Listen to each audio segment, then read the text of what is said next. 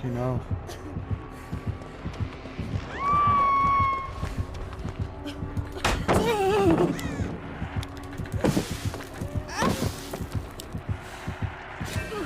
A CJ! Let's go!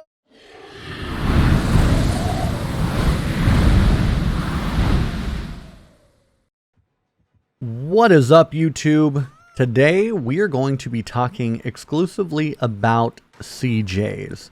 A CJ, where you force a killer to pick up a survivor after vaulting a pallet, vaulting back over, and getting the blind, is considered one of the most skillful plays and or extremely lucky, however you want to look at it. But it is still one of the best plays to pull off in Dead by Daylight. And I don't know if anybody else has noticed, but they seem a little off lately. So this video today is about going over 1, flashlight timing, 2, different ways you can CJ, and 3, how a killer can counter the CJ, as well as we are trying to get it all encompassing. And then don't forget the last part, since the new CJ or the new update, the survivor is also very much in play when it comes to CJs. Whereas before you could just throw the pallet, they automatically go to the other side. This time, you really have to pay attention to what the survivor is doing on the ground. So here we are. Let's get to it. As I mentioned, we're going to go over the flashlight timing. So as you see, flashlight timing is very precise. You have on time, which will release the survivor from the killer's grasp. Then you will have where you are too early, which all it does is blind the killer. Survivor will not be released from the killer's grasp whatsoever. So a lot of the times you just see the killer walking in circles because they're blind. Very common thing. A lot of people are early a lot of the time. Then you have what is considered to be late on the blind. And that's when you go to blind the killer, they're able to turn away before the blind is able to be finished. So just it's too late.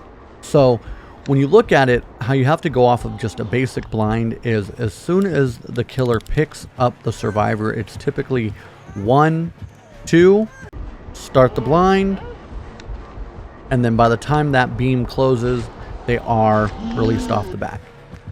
Next on the agenda is the CJ tech. Where it comes from, don't know, but it's a CJ tech. So basically, you stun the killer, and there are many ways that you can do that. You can go straight on, start the timing as soon as you vault back over, get an easy, quick CJ tech right there.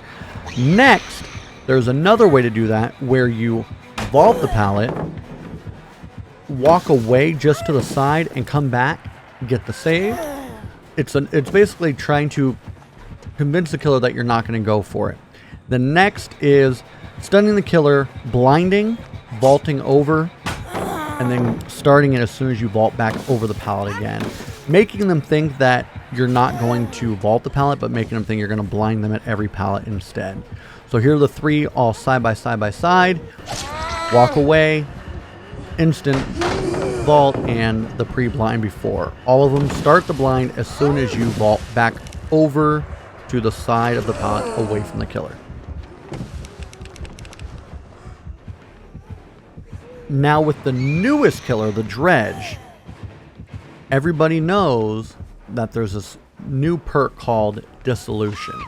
So what do? If you vault the pallet, doesn't the pallet break? But wait, there will be more.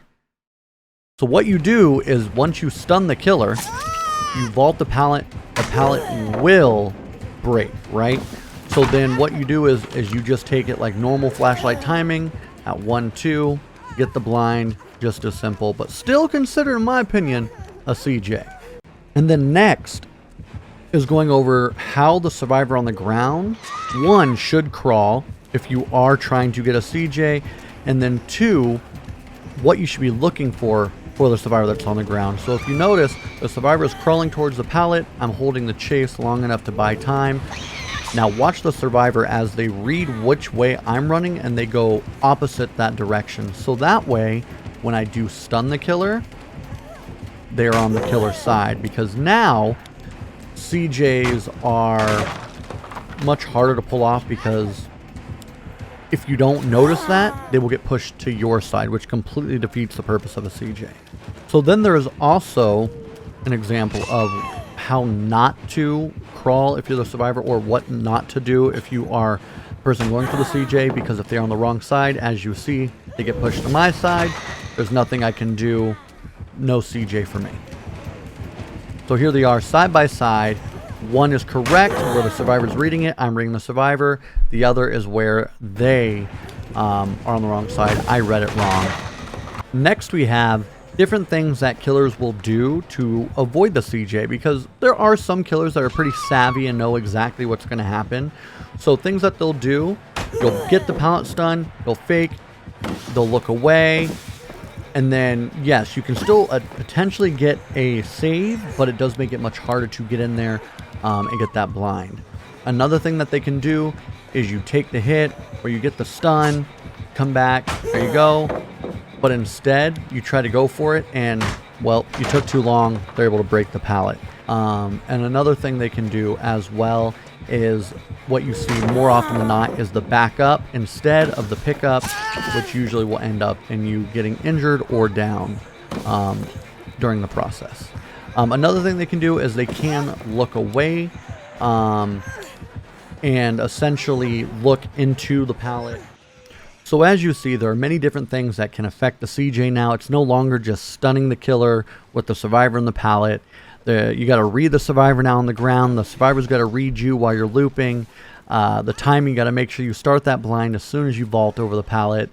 There's just killers are much more savvy of it now. So you've really got to sell that you're not going to vault. You've got to make them think that you're running away or pre-blind, whatever it is, set up for it. Hopefully this guide kind of lets you know what is going on, why CJs maybe aren't working like you thought they were before. But here are the answers. I hope you enjoyed the video. Make sure you like, subscribe, comment, all the above. I greatly appreciate you watching, and have a great night, everybody. Day is back, baby!